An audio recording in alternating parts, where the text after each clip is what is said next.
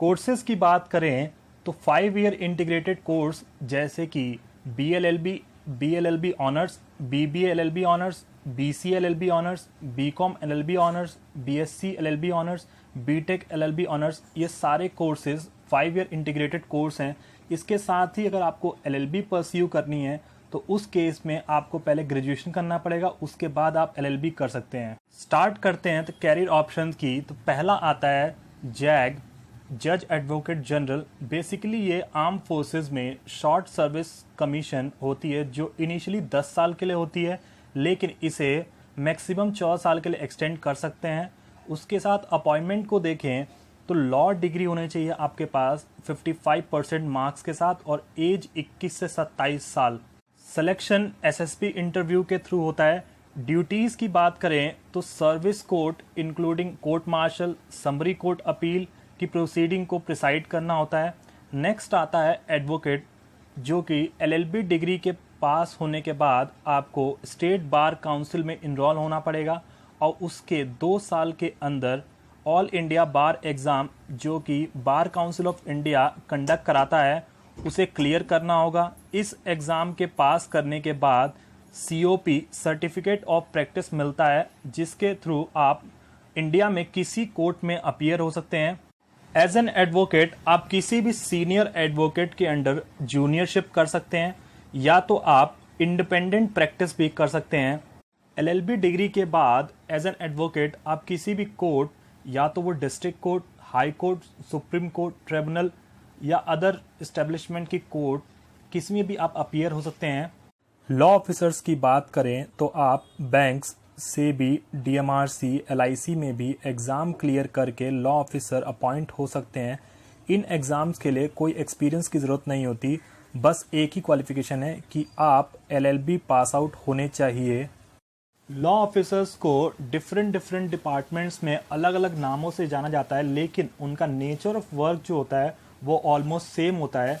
जैसे DMRC, Delhi metro rail corporation limited में legal assistant, LIC, life insurance corporation of India में assistant administrative officer legal. SEBI की बात करें, securities and exchange board of India में legal assistant manager.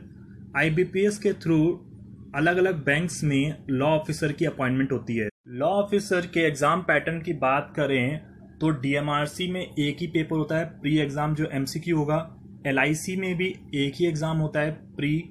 उसके बाद सेबी की बात करें तो यहाँ स्टेज 1 स्टेज 2 दोनों MCQ पेपर होंगे, उसके बाद इंटरव्यू होता है। और IBPS में भी स्टेज 1 स्टेज 2 और इंटरव्यू।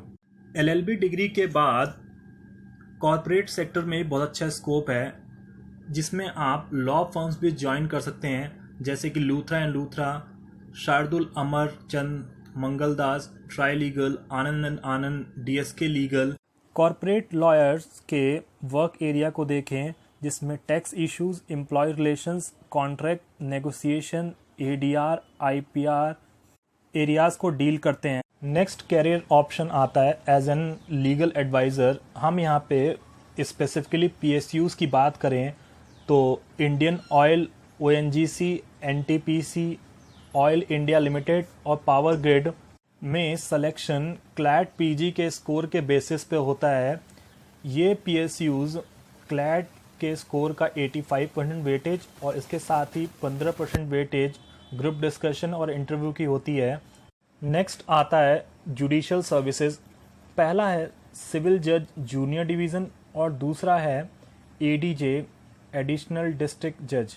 सिविल जज जूनियर डिवीज़न की बात करें तो इसके लिए मिनिमम एज 21 साल है और मैक्सिमम 35 साल है, लेकिन किसी किसी स्टेट्स में एज का क्राइटेरिया डिफरेंट है। जैसे दिल्ली में मैक्सिमम एज 32 इयर्स है। सिलेक्शन प्रोसेस की बात करें तो पहले प्री होगा, फिर मेंस जो कि सब्जेक्टिव होता है और उसके बाद इंटरव्यू होता है। ADJ एडिशनल डिस्ट्रिक्ट जज की इसेंशियल क्वालिफिकेशन को देखें तो 7 इयर्स ऑफ प्रैक्टिस होनी चाहिए और उसके साथ ही मिनिमम एज 35 इयर्स है। नेक्स्ट कैरियर ऑप्शन आता है पब्लिक प्रोसिक्यूटर का, जिसे कि गवर्नमेंट एडवोकेट भी कहते हैं। अलग अलग स्टेट्स में इनके नाम अलग हैं। कॉमनली वैसे APO असिस्टेंट प्रोसिक्यूशन ऑफिसर बोला जाता है, उसके साथ ही APP assistant public prosecutor, MP में ADPO assistant district prosecution officer और हरियाणा में असिस्टेंट डिस्ट्रिक्ट अटॉर्नी के नाम से जाना जाता है। बेसिकली ये पब्लिक प्रोसिक्यूटर क्रिमिनल केसेस को डील करते हैं, ये सिविल केसेस को नहीं करते हैं डील। असिस्टेंट पब्लिक प्रोसिक्यूटर की बेसिक ड्यूटी है कि मजिस्ट्रेट कोर्ट में स्टेट को रिप्रेजेंट करना। इसके साथ ही कुछ अदर ऑप्शंस हैं, जैसे कि आप LPO ज्वाइन कर सकते हैं, रिसर्चर बन सकते हैं सुप्रीम कोर्ट, हाई कोर्ट और ट्रिब्यूनल के अंदर, और लीगल एडवाइज़र बन सकते हैं प्राइवेट कंपनीज़ में। So thanks for watching, please like and comment and subscribe for latest updates.